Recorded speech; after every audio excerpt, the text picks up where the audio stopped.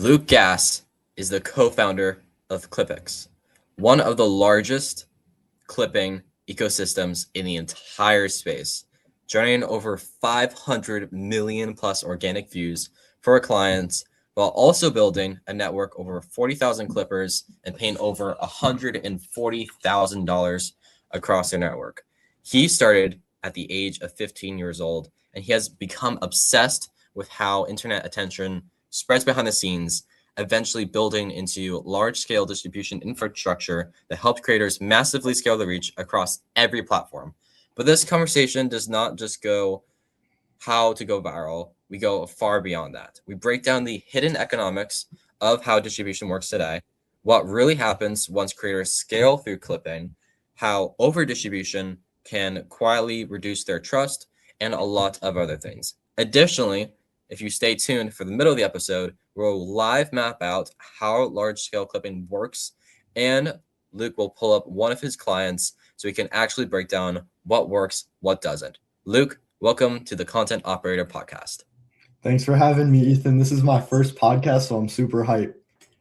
Sweet. So let's just get started then. So when it comes to distribution itself, it tends to, from what I've seen, it eventually turns into a market, like the attention market, the financial market. So where do you think attention will go from here? How can it be inflated and arbitraged instead of like earned organically? Yeah, so I think clipping honestly will build more hype to like live, I guess more live events and stuff. Like if you look at Tony Robbins and stuff, like he has live events. I think clipping can build up a lot of hype for those live events, and that's where clipping will mainly be used with stuff like that. But yeah, with like the arbitrage stuff, can you repeat that? Yeah, so with arbitrage, it's always the people use arbitrage to find an opportunity that eventually will be closed up. So do you think clipping will eventually become arbitrage, as in like it's a massive opportunity now, but it won't 5 to 10 years down the road? Yeah, so I think clipping will is the future of marketing. I think it'll always be one of the main ways of marketing down the road, since everyone's literally scrolling forever, like hours on the days. Like everyone's so addicted to their phones. So like I think clipping will be the main form of marketing down the road. And it honestly just like feels good to be in it early because I know the potential and you know the potential with clipping. So I think down the road it'll get even more like bigger market cap, like everything will just be way bigger for clipping. 100%. And another trend too is the monetization of the views, because if it's great to get 30 million views for a client, but if the person wants to monetize too, like that doesn't you tend to end up well. So do you kind of follow up to what you said then is do you think 5 to 10 years down the road, clipping will only have a few clipping agencies controlling everything? Or do you think it will be multiple agencies doing a specific niche? Yeah, so with clipping, I feel like it's not like every other business model where people can join it from like ten years down the road and like start signing clients. Like if you're running SMMA, like you can just start signing clients for people. I think down the road, clipping will have just a handful of agencies running distribution for the most viral brands in the world, and be like basically just controlling all of the algorithms and stuff. I think that's probably a handful of agencies will be controlling like all the distribution for these brands and stuff. Gotcha. So when it comes to controlling the narrative, controlling the amount of attention and who gets what, etc., how do you see the clipping space will go in the sense of what would be some weaknesses of clipping that you think will happen a couple years down the road? Yeah, a couple of years down the road, I think some weaknesses that can happen is if people aren't adapting to the algorithm. Like, for example, if you're distributing one piece of content for months on end, people are going to get tired of that. But if you're not like renovating yourself, then people won't be tired of that. And then people will just like follow you even more. So I think down the road, if people aren't careful with their distribution, they could get other people annoyed of them, if that makes sense. So I think it's just really important for people to renovate themselves. 100%. Okay, so then when he said making sure like people communicate themselves properly, what is a weakness when it comes to clipping right now, when it comes to your agency that you run? Yeah, right now, I would definitely say actually looking and tracking at the monetization side of things. It's kind of hard to track like link clicks, for example, of the amount of sales that you're getting from these organic clipping accounts. But I will say very soon there will be some things where it's going to be a lot easier to track sales and stuff and link clicks, which were super like a lot of agency owners are super hyped about that because if you're tapped in, you know what's about to happen, and it's just super cool because we're just going to be able to track everything with the clipping pages and basically just leverage that to get even bigger budgets for clipping. So yes, I'm super hyped for that. Yeah, that's great. Funny that you mentioned attribution links. I was speaking, so I just came back from school as well, and I was speaking to the founder of one of the largest, I think, plant growing companies in the entire United States. It's called Proven Winners, and their location is based originally in the New Hampshire area. And he came to speak to our class. It was great, and he was fantastic. He was amazing. And at the end of the conversation, he mentioned, "Oh, we have a influencer network who helps promote our products." And I then asked him the follow-up of questions like, "How do you track that? How do you comp them, etc." And he says, "I don't know. We're trying to figure that out as we go." And it's crazy that the online business space is so far ahead than the in-person business space. Because I was just told him like you can just get an attribution link, and he said, "What's an attribution link?" it's like it's like that's great for me to help you, and it's great that you don't know, so I could provide that value there. Because there's two things with attribution. I told him already. Some people know, like it came from social media, but you maybe the touch point was a year ago, and they said, "Oh, I found you on Instagram," but a year ago they found you on YouTube. So it's really hard, Yeah. definitely, to track specifically to double down on what works. So if we were to slightly transition to more of like how we can optimize creators towards like what can be distributed best compared to decreasing trust in the short term, what are a few things that you found that helps the creator's audience get more trust in the creator? I would just say like it's super important for the clippers to have, or I guess for the clipping agency, it's super important to have good requirements for the clippers so they're not like producing untrustworthy content or like low quality content and stuff like that, or like even botted views in videos and stuff. I would definitely say, yeah, I would definitely say like making sure the clippers are doing what they're supposed to be doing. And also like people just really like seeing raw content of other people, especially with like AI nowadays. Like AI video creation is getting so out of hand, like you can't even tell what's real sometimes. I think just like that raw feeling of just your everyday life, for example, can be very trustable. So I think making sure that the clippers know how to clip your content properly. Yeah. Yeah, that's great. And as well, I found that one of the biggest fears of the potential client or client is making sure the content is being posted is 100% aligned to their brand. Because I've had hiccups along the way of like, what happened? We don't like this video. They get mad at you and then you refund them. Or the other way of you get mad at the clipper because they posted a video that made your client look bad. So I know Mhm. there's multiple ways to structure a package when it comes to a client. There's the typical way of where you get a budget, you make it public or private, you get as many clippers who are quality in there. But there's a lot of other ways as well to make your clipping agency stand out. One other way is just having a few clippers internally and you pay them a base and then they just get as many views as you want, and then you have like a leaderboard system that just comps them based off of performance. So that's a few other ways. So when you have your service delivery, then is it the kind of the first path that I outlined of we just get your budget, we spend it, we take a cut, or do you plan to incorporate other types of clipping services? Yeah, so the main way we're doing it right now is that first path where we're doing as many clippers as we can to get into the client's community, and we're paying them per view, per thousand views. And um, one way for the clients for us to like stand out is guaranteeing them number of clips and number of views that they would be getting from this campaign. That kind of makes us stand out because it's like it's kind of like a no-brainer. Like if you can guarantee me this amount of views, then they'll work with you. But yeah, I think mainly that way. Yeah, the number one path of just paying the clippers per view. Yeah. Gotcha. Do you think that eventually that will become commoditized and it'll be harder to stand out if everyone starts offering that service? I think with it depends on the client's budget because there's going to be different levels to distribution, kind of like in the economy right now. Like it's either people are like the middle class is leaving right now. Like people are either going to be super poor, or super rich.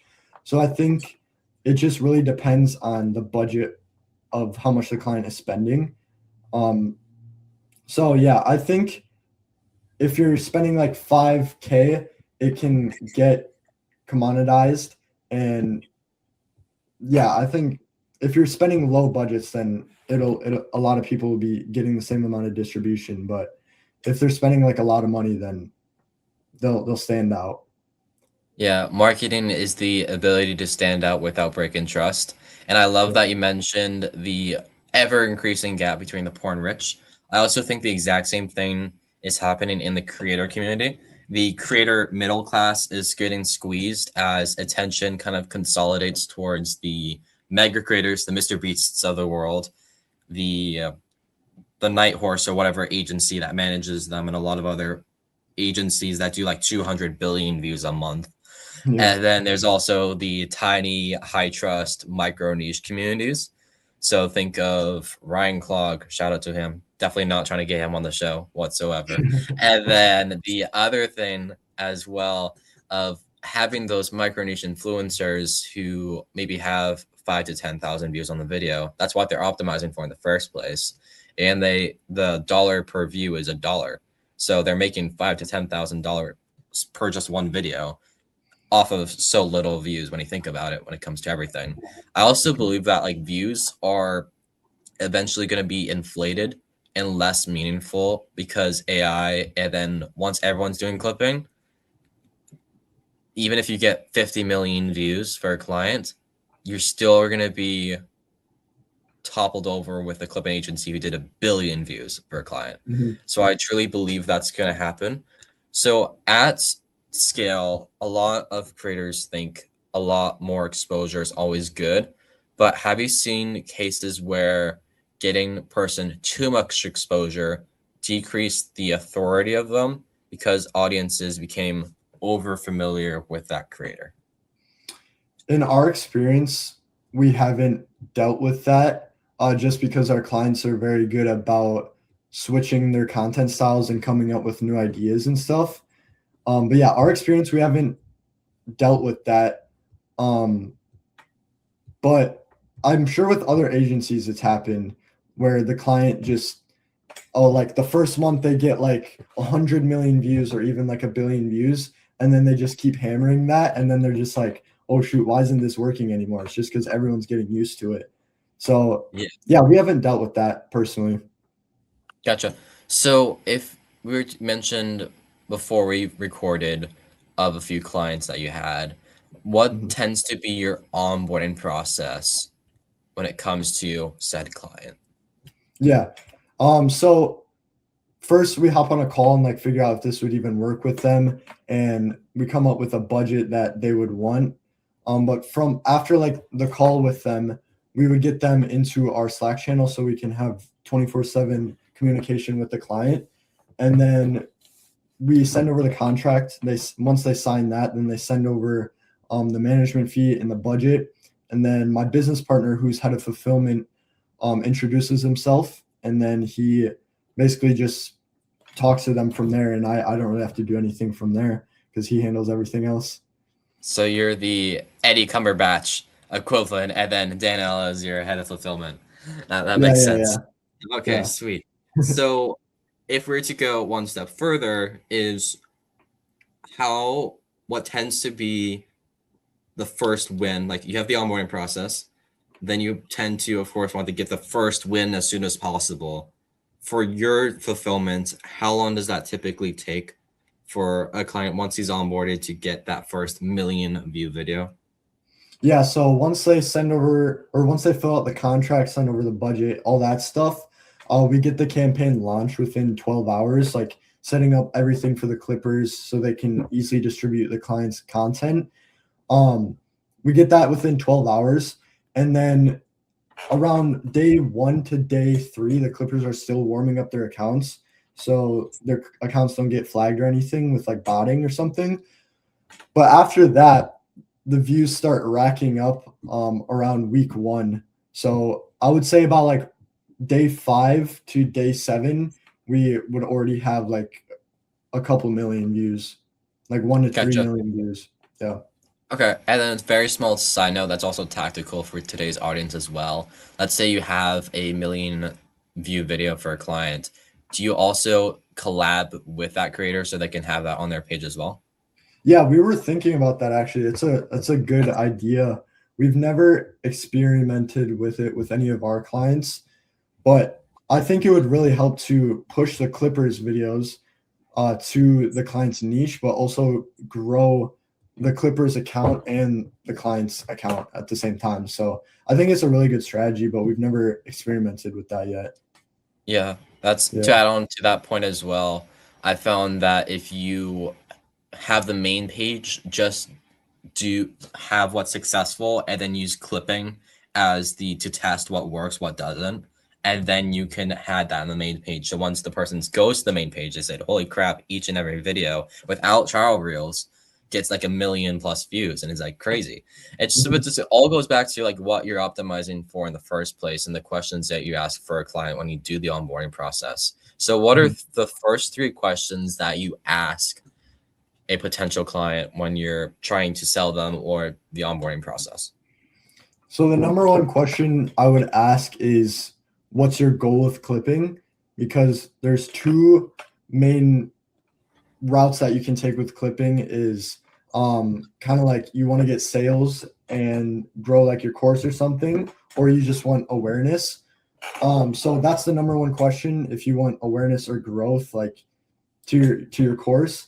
The second one is, what's your budget? So like how much are you actually able to spend on this monthly for clipping? Um, yeah, usually our minimum budgets are 5K. Obviously the more the better. And then the third question is like, what requirements do you want for the Clippers? Because that's a super important question, because if we don't know the requirements, the Clippers will put out bad content and the Clippers will literally just have to guess on what content the client wants to put out. But yeah. Yeah, gotcha. So taking it one step further is once you start getting them results, the biggest other thing is making sure your clippers are successful and participate in the community. Like I've worked with plenty of clippers in the past, and when it comes to them, they can be great at what they do, get millions of views, but sometimes they're not super part of the culture.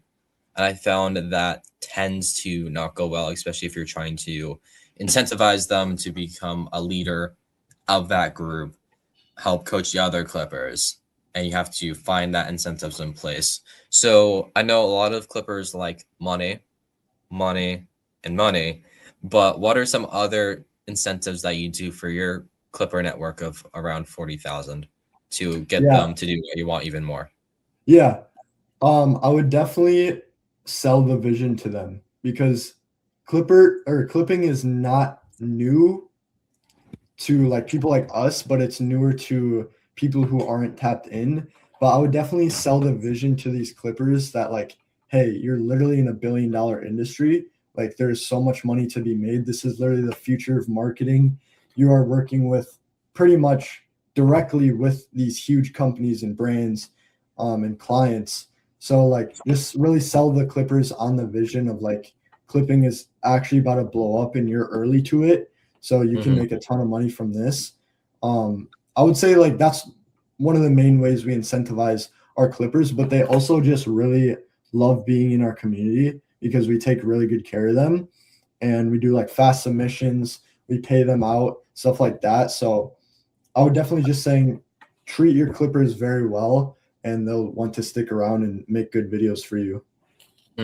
Okay, so to be more specific and tactical for the audience when it comes to how to structure a clipping community, I'm guessing you just host everything on WAP, or do you have like a Discord clipper group, a WhatsApp, Telegram clipper group? Yeah, we run everything through WAP and content rewards. We are in the process of like building out our Discord just so we can have more direct communication with our network of clippers. But we've also had in the past like a WhatsApp group, which actually worked really well. We also have like groups for specific clients on Discord where if the campaign is a little harder to clip for, we'll have a whole separate Discord where there's more details on how to actually clip for this client. But yeah, we do have like Discord and stuff, and we're trying to grow that right now. But I would definitely say like if you have all your loyal clippers in one spot, it just makes your job so much easier and makes their job easier. Yeah, that's awesome as well. Just to add on to your point with a very quick story, when it comes to centralizing the organization and community, like I found that if you have multiple communication channels on WhatsApp, Telegram, Slack, Gmail, Discord, WAP, it just tends to death by a thousand cuts. And that can definitely happen when it comes to the communication side as well. So I know a lot, like a new trend, micro trending clipping, is to have at least weekly coaching calls with your clipper network. But additionally, I think the new alpha, you could say, is flying your top clippers to the location of their choice and pay for their vacation for the entire week. So if you can disclose this, how much have you ever paid out to a single clipper?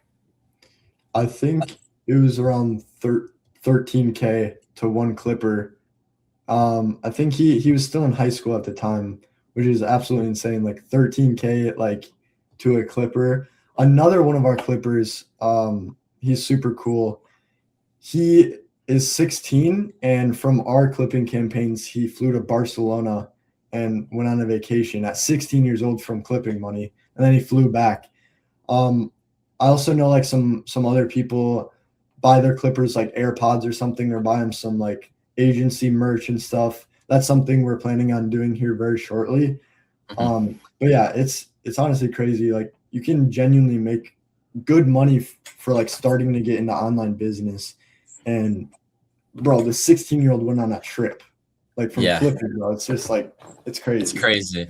Yeah. And additionally too, I think Eddie mentioned this or some other clipping influencer, is the new side hustle of 2027 is not going to be DoorDash. It's not going to be e-commerce. It's not going to be freelance brand scaling. It's going to be clipping. And I believe that definitely will mean there will be more saturation, but that means saturation means there's already a current opportunity and demand for it. And then also more competition. And a person like me, I love competition. I love smearing my competitors, making fun of them, but also having a fantastic time with them. Because technically, you're a competitor of mine, but we're having a fantastic time.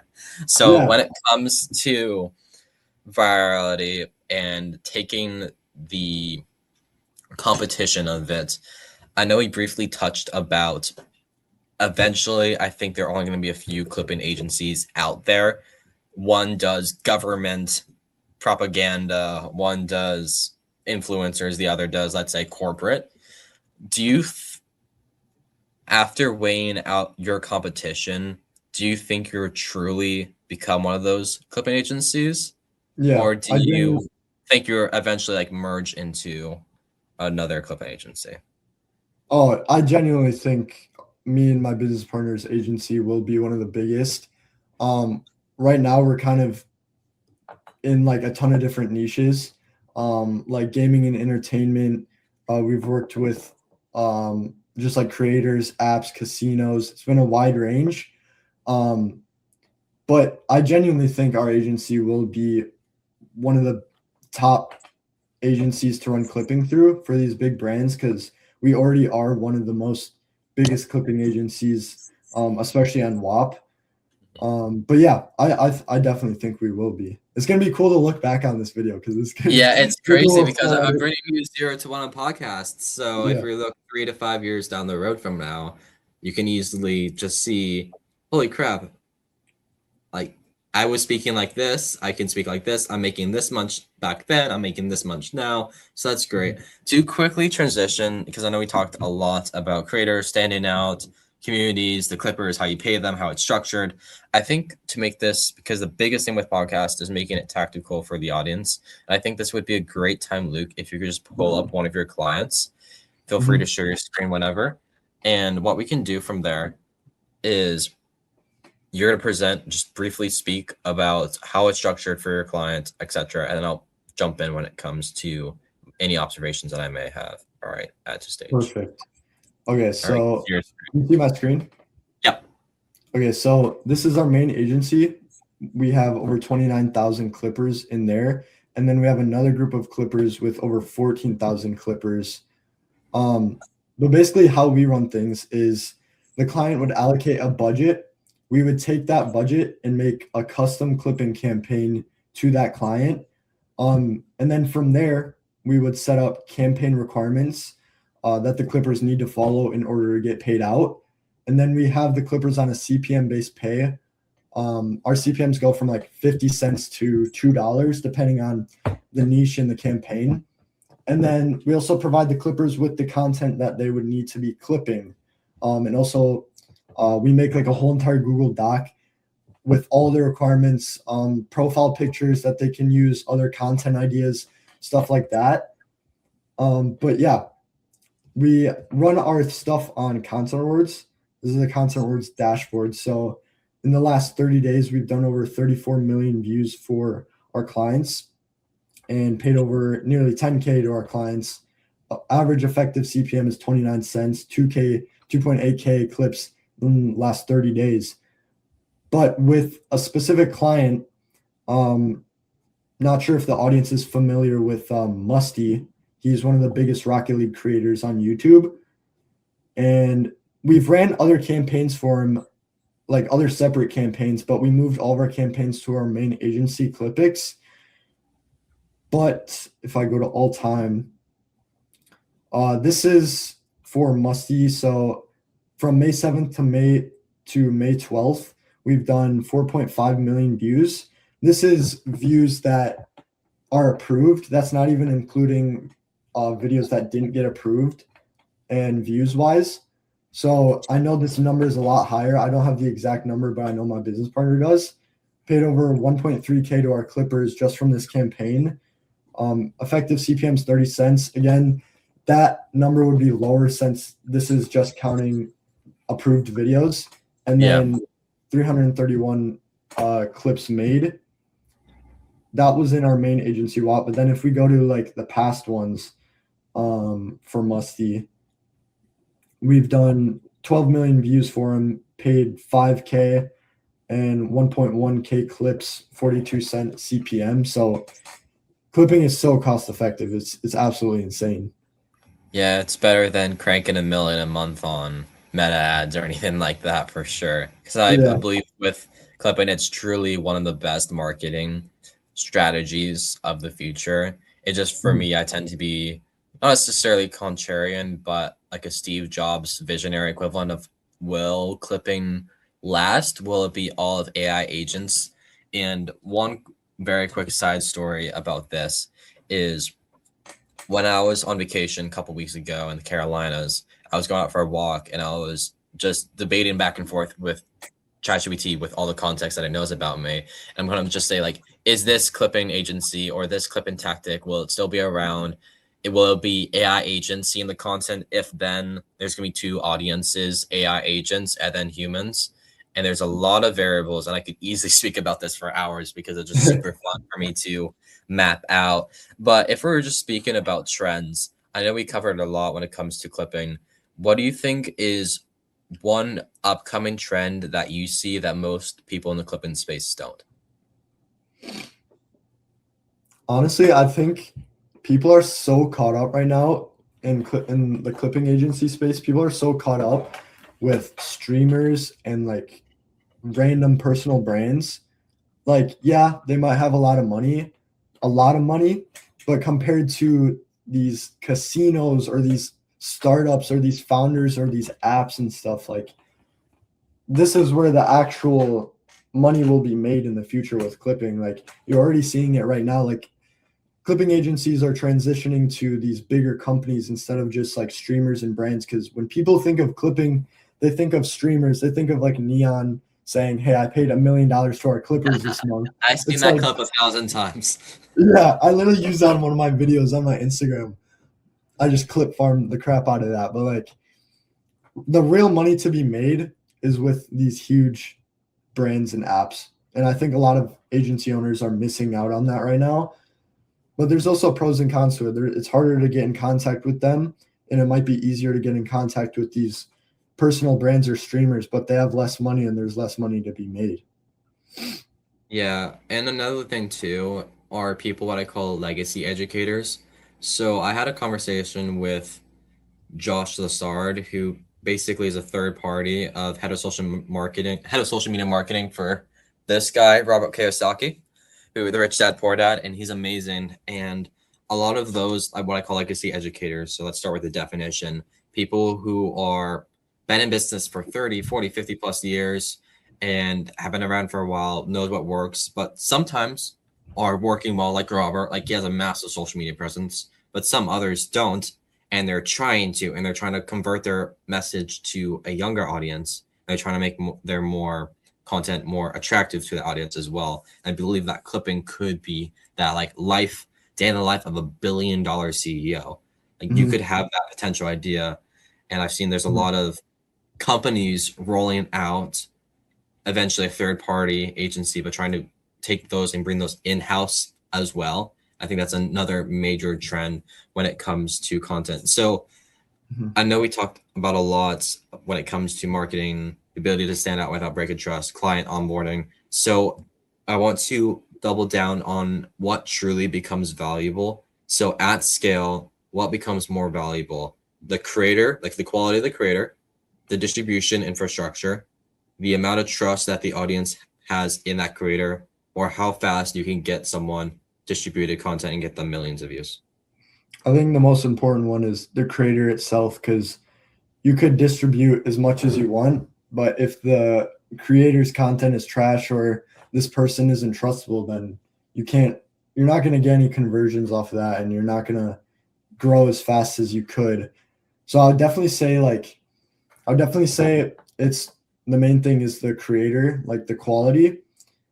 But I feel like the second one is the trust that they have and the Yeah. credibility. Uh, because if you look at like Alex Hormozy, he's like super credible, and everyone knows him just for being credible on like scaling businesses and stuff. So I'd definitely say the creator itself, and then also the trustability after that. Mhm. What Mhm. are a few ways that you frame the trust authority part for your clients if you were planning to monetize something for them?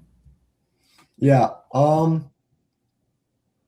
Honestly, I kind of just like can tell if they're credible or like trustworthy, like on the call straight away. Like, if I just don't think they are clippable or their content, like, I'll take a look at their content before I hop on a call with them, and I can just tell right away, like, oh, this person probably won't do well with clipping.